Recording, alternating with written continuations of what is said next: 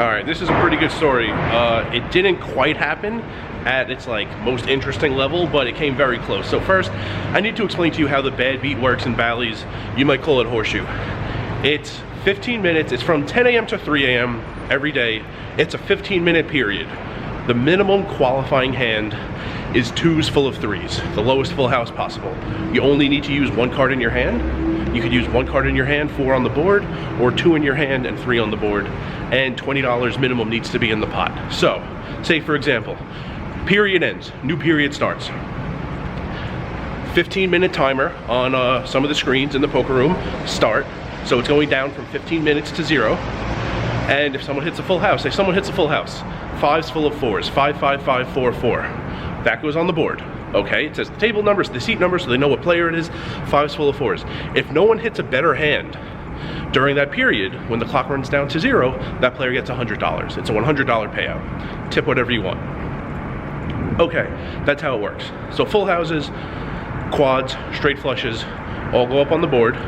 That's how it works. Sometimes people will try to sell their high hands. Sometimes people will try to buy other people's high hands. So when this happens, the casino does not enforce this. It's a handshake deal between the seller and the buyer, but sometimes people talk about it, sometimes it happens.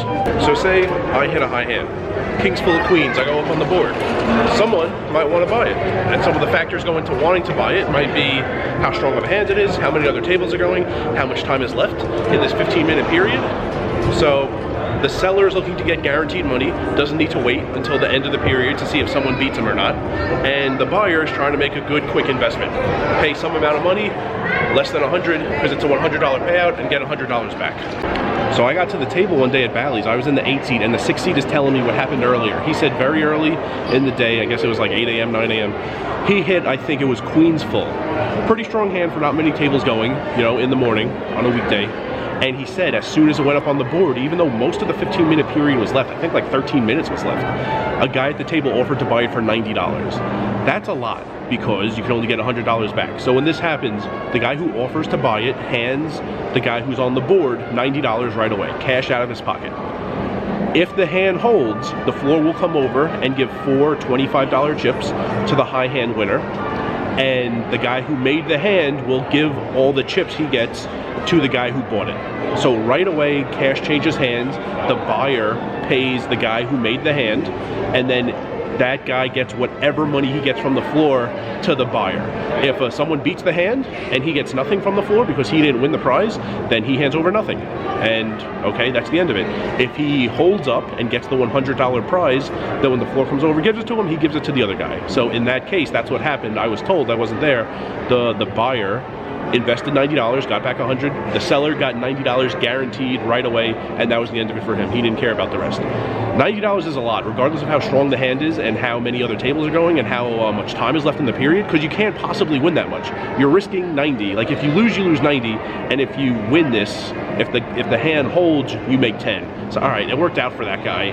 There's almost like no circumstance where I would give 90 for 100, but okay, that guy did it. This is the more interesting part. This happened while I was at the table. That same guy in the 6 seat hits another hand. I don't remember what it was, it's unfortunate. It was like a month ago or so. He hits a hand, he goes up on the board. The guy in the 7 buys it from him. I think it was $80. What's very interesting, okay, so the guy in the 7 seat pays the 6 seat $80 in cash right away. And if that hand holds, and 6 seat gets paid the prize money, he'll give all that money to the 7 seat. Okay, here's the thing. I think it was a pretty good hand. I think it was like aces full of 10. So ace, ace, ace, 10, 10. The thing is, the 7 seat is not buying the player who's on the board. The 7 seat is buying the hand. He's buying aces full of 10s. What happened just a couple minutes later, the 6 seat was in another hand. He had pocket aces. The board was ace, king, queen, jack, 5. So he ends up not hitting a full house, but going to the river, he has aces on ace, king, queen, jack. The last ace in the deck gives him quads. 3 kings in the deck give him aces full of kings. 3 queens in the deck give him aces full of queens. 3 jacks in the deck give him aces full of jacks. That's 10 cards where he would make a stronger hand than he's already up on the board for.